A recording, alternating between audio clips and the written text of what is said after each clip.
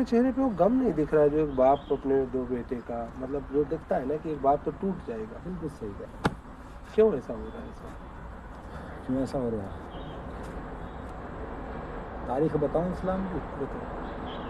हुसैन ने 72 लाश अपने कंधे पर उठाई। अच्छा। टाइम जब टूट जाते तो उठाए जाते।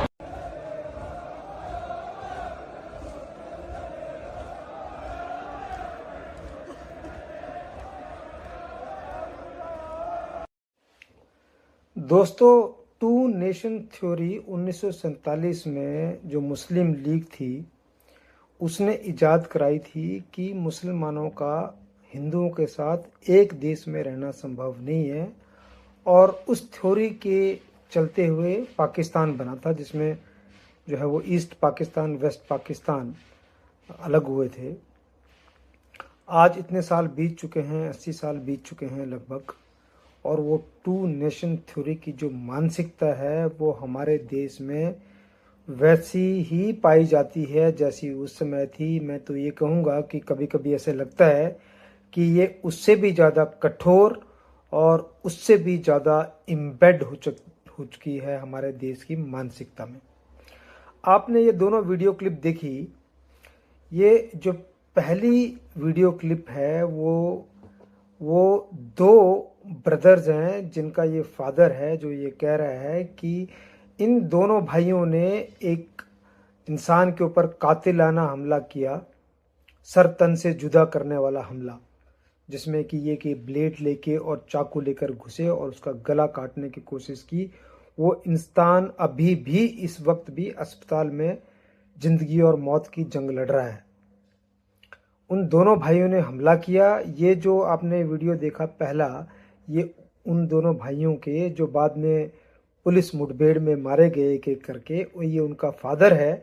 और इस फादर को बिल्कुल भी इस बात की ना कोई लिहाज है, ना कोई इसको रिग्रेट है कि इसके बेटे ने ऐसा किया, जब बल्कि वो उल्टा बता रहा है कि मुसलमानों का इतिहास क्या है। हुसैनी ने जो है वो 72 लोगों को शोल्डर पे उनकी लाशें लेकर जो है वो अपने धर्म का अनुपालन किया था।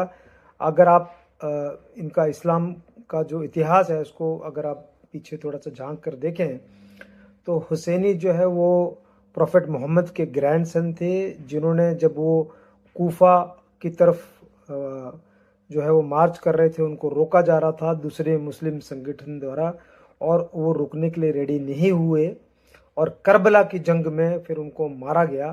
तो उसका ये इतिहास यहाँ पर बता रहा है कि चाहे वो मर गया पर वो इंसान अपने जो जो उसने सोच रखा था, अपनी सोच के ऊपर वो कायम रहा। तो ये जो सोच है, इतनी निर्दय, इतनी कठोर सोच, ये मानसिकता है, ये एक आइडियोलॉजी है और ये आइडियोलॉजी बदली नहीं जा सकती है।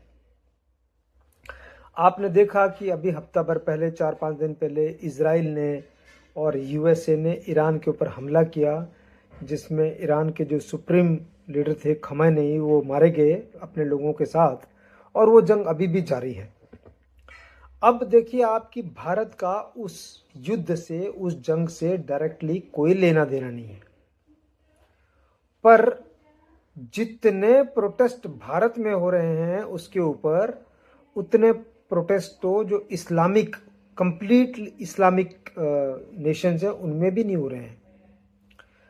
55 देशों का संगठन है organization of Islamic countries, OIC। उन्होंने इतनी हिम्मत भी नहीं की कि वो इसके ऊपर एक मिलकर, संगठित होकर एक जो है बयान दें ओपनली, इसको, इस वॉर के ऊपर या इस अटैक के ऊपर, ईरान के अटैक के ऊपर इसकी निंदा करते हुए या इसका विरोध करते हुए। कोई किसी इस्लामिक कंट्री से, OIC से स्पेशली आपको कुछ नहीं मिलेगा।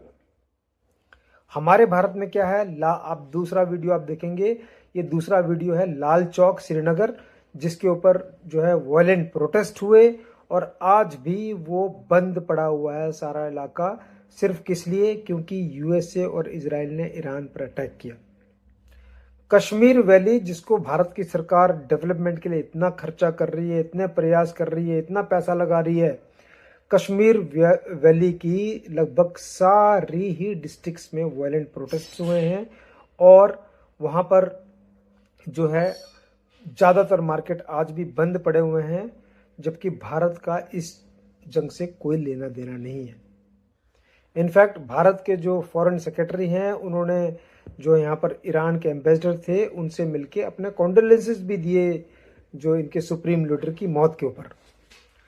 तो कश्मीर वैली का तो एक इतिहास है, पर उसके अलावा आप देखिए लखनऊ, हैदराबाद, महाराष्ट्र, हर जगह जो है प्रोटेस्ट किए जा रहे हैं। और यहाँ तक तो लखनऊ में आपने देखा होगा, एक मीडिया में वीडियो घूम रहा है जिसके ऊपर पुलिस को, क्योंकि इतने वायलेंट प्रोटेस्ट होते तो पुलिस को लाठीचार्ज करना पड़ा। अब आप बताइए कि ऐसा तो नहीं है कि यूएसए और इजराइल ने भारत के ऊपर हमला कर दिया हो या भारत के किसी विशेष इलाके में कोई नुकसान किया हो, पर वायलेंट प्रोटेस्ट कहाँ हो रहे हैं? भारत में हो रहे हैं। कहाँ हो रहे हैं? कश्मीर वैली में हो रहे हैं, जहाँ पर जो है पिछले 400-500 सालों से बड़े ही व्यवस्थित रूप से हिंदुओं का एक्सोडस, फोर्स एक्सोडस और कत्लेआम किया जा रहा है।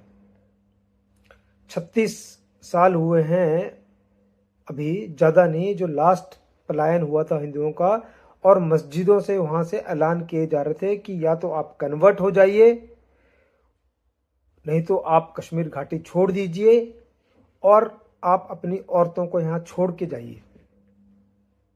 औरतें यहीं रहेंगी, आप जा सकते हैं, और जिसको यहाँ रहना है उसको कन्वर्ट होना पड़ेगा। इस बात को ज़्यादा टाइम नहीं हुआ है। हर दूसरे तीसरे दिन, अभी ये परसों नरसों होली का त्यौहार था दिल्ली में, अगर आप देखेंगे, आप चेक कीजिए तो उत्तम नगर दिल्ली के इलाके में एक छोटी सी बच्ची से एक मुस्लिम महिला के ऊपर एक जो पिचकारी थी, बैलून, उसके कुछ छींटे पड़ गए, और उसके बाद उन लोगों ने उस घर के 26 साल लड़के के ऊपर, वो कहीं जा रहा था, उसके ऊपर ईंटों, पत्थरों और रॉड से हमला किया और उस लड़के की मौत हो गई। आपको कहीं पर ज़्यादा ये सुनने को नहीं मिलेगा। तो चाहे आप ये क्लिप्स देख लें, चाहे आप पुराना इतिहास देख लें, चाहे आप 1947 का टाइम देख लें, जो दंगे हुए थे, डायरेक्ट एक्शन डे देख लें, पुलवामा में हिंदुओं का धर्म देखकर कत्लेआम किया गया, किसी ने क्या कोई प्रोटेस्ट किया? किसी भी कम्युनिटी की बात कर रहा हूं मैं। क्या हिंदुओं ने प्रोटेस्ट किया कि हमारे अगेंस्ट ऐसा खुलकर कत्लेआम हो रहा है और ये हमें मंजूर नहीं है, और इसके ऊपर अपनी नाराजगी उन्होंने कहीं व्यक्त की हो? कश्मीर के जो पंडित हैं, कश्मीर हिंदूज हैं, उनका फोर्स्ड पलायन हुआ 90s में, और उसके बाद उनकी बदतर हालत में वो शरणार्थी के रूप में अपने देश में रह रहे हैं, बहुत ही बदतर हालत में। क्या किसी ने उनकी मदद करने की कोशिश की? क्या कहीं पर आपको देखने को मिला कि उनके लिए अलग अलग राज्यों में, अलग अलग जगह पर कोई प्रोटेस्ट हो रहे हों उनके फेवर में? घर बार सालों से जहां बसे हुए थे, सब कुछ छोड़ छाड़ के जो जिंदा निकल सकते थे वो निकले, कई तो काटे गए। आपको पता है सारी कहानियां, क्या हालत है वहाँ पर। मैं अब तो वहाँ पर रहा हूँ, मैंने वो इलाके देखे हुए हैं जहाँ पर करोड़ों की संपत्तियाँ सड़ रही हैं, जिनके ऊपर नाजायज़ कब्जे कर रखे हैं, छोड़ के चले गए थे फोर्स्ड में, उनके ऊपर नाजायज़ कब्जे हैं। किसी भी डिस्ट्रिक्ट में चले जाइए, आपको मिल जाएंगे। तो ये जो हम तो भाई गंगा जमुना तहजीब और जाने क्या क्या हम लोग जो है वो पीस एक्टिविस्ट बनकर ये सारे अभियान हम चलाते रहते हैं। हम ये बोलते रहते हैं कि भारत को शांति चाहिए, वसुधैव कुटुंबकम, और जाने क्या क्या, यूनिटी एंड डाइवर्सिटी। पर ये बहुत ज़रूरी है कि जो दीवार पर लिखा हुआ है वो हम सबको, मैं यहाँ पर एक कम्युनिटी की बात नहीं कर रहा हूँ, मैं सेन माइंड की बात कर रहा हूँ, जिनका दिमाग काम करता है और जो समझते हैं कि ये जो मानसिकता है इसको बदलना तो छोड़िए, इसको कंट्रोल करना भी संभव नहीं है। ये उस वायरस की तरह है जो एक बार जब समाज में फैल गया है तो वो फैलता ही जाएगा अगर आप उसको कंट्रोल नहीं करेंगे इफेक्टिवली। आप पॉजिटिविटी की उम्मीद बना के रखेंगे कि शायद ये मानसिकता बदलेगी, पर ये बदलने वाली नहीं है। इसके मैं बैठकर अगर एग्जाम्पल देना शुरू करूं तो पूरे दिन का व्लॉग बन सकता है, चाहे वो हलाला हो, चाहे वो हलाल सर्टिफिकेट हो, चाहे वो सरतन से जुदा हो, चाहे वो डेमोग्राफिक पैटर्न को बांग्लादेशी और रोहिंग्या को फ्रॉड डॉक्यूमेंट्स बनाकर, आधार कार्ड वगैरह बनाकर डेमोग्राफिक पैटर्न को डिस्टर्ब करने की पूरी प्लानिंग और पूरा एग्जीक्यूशन हो रहा हो, चाहे वो नाजायज नाजायज तरीकों से इनको बसाना।